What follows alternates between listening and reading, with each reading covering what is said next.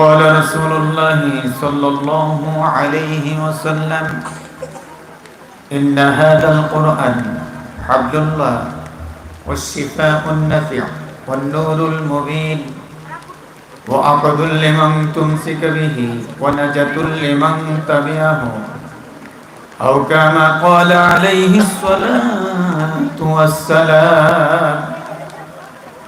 وقال تعالى إن الله وملائكته يصلون على النبي يا أيها الذين آمنوا صلوا عليه وسلموا تسليما. درود شريف করে اللهم صل على محمد وعلى آل محمد كما صليت على إبراهيم وعلى آل إبراهيم إنك حميد مجيد. اللهم بارك على محمد وعلى آل محمد كما باركت على إبراهيم وعلى آل إبراهيم إنك حميد مجيد. আমরা আল্লাহ পাকের শুকরিয়া আদায় করছি যে মহান মালিক আমাদেরকে এই বৃষ্টির ভিতরেও কোরআনের মাহফিলে শরীক করেছেন। আমরা সকলে জোরে জোরে বলছি আলহামদুলিল্লাহ। শুকরিয়া আদায় করলে আল্লাহ তাআলা নিয়ামত বাড়িয়ে দেন, ওয়াদা দিয়েছেন লা ইন শাকারতুম লা আযীদান্নাকুম ওয়া লা ইন কাফারতুম ইন্না আযাবি লাশাদীদ। সুতরাং আমরা নিয়ামতের প্রত্যাশায় আল্লাহ যেন বৃষ্টি থামিয়ে দেয়, বৃষ্টিটা যেন আজকে থামিয়ে দিয়ে মাহফিলের পরিবেশটা অনুকূল করে দেয়। আমরা সকলে জোরে জোরে বলছি আমিন। আজকে চাঁদখিল দারুল কোরআন মাদ্রাসার এই মাহফিলের শ্রদ্ধেয় সভাপতি অধ্যক্ষ মাওলানা সাইফুল্লাহ হাফিজাহুল্লাহ তাআলা, তিনি অসুস্থ, অ্যাক্সিডেন্ট করে পায়ে ব্যথা পেয়েছেন। দোয়া করছি আল্লাহ তাআলা ওনাকে শেফায়ে কুল্লা আজালা দান করুন। আমরা বলছি আমিন। আজকের প্রোগ্রামের রৌনক বক্স মেহমান বিশ্বনন্দিত মুফাসসির আল্লামা দেলোয়ার হোসেন সাইদি রহমাতুল্লাহি আলাইহি যোগ্য উত্তরসূরি ডক্টর ফয়জুল হক সাহেব দামাত বরকাতুহুম আলিয়া, তিনি আমাদের মধ্যে উপস্থিত আছেন। আল্লাহ তাআলা ওনাকে নেক হায়াত দারাজ করুন এবং এখানে যেন আল্লাহ তাআলা কবুল করে উনি যেন কথা বলতে পারেন, আল্লাহ যেন সে পরিবেশ ফিরিয়ে দেন।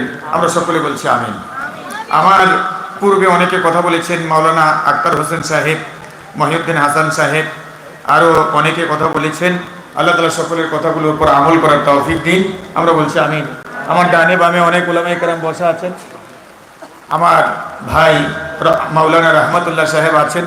আল্লাহ তাআলা সবাইকে কবুল করুন। আমরা সকলে জোরে জোরে বলছি আমিন। মুহতারাম হাজিরিন, কোরআন বিশ্ব মানবতার জন্য মুক্তির বার্তা নিয়ে এসেছে। আল্লাহর কোরআন বিশ্ববাসীকে শান্তি উপহার দেওয়ার জন্য এসেছে। আল্লাহর কোরআন অন্ধকারাচ্ছন্ন এই পৃথিবীকে আলোকিত করার জন্য এসেছে। আল্লাহর কোরআন অন্ধকারে তলিয়ে থাকা, ডুবে থাকা, নিমজ্জিত থাকা মানুষগুলোকে আলোর পথটা নূরের জগতে বের করে নিয়ে আসার জন্য আল্লাহ তাআলা কোরআন দিয়েছেন তার নবীর উপরে।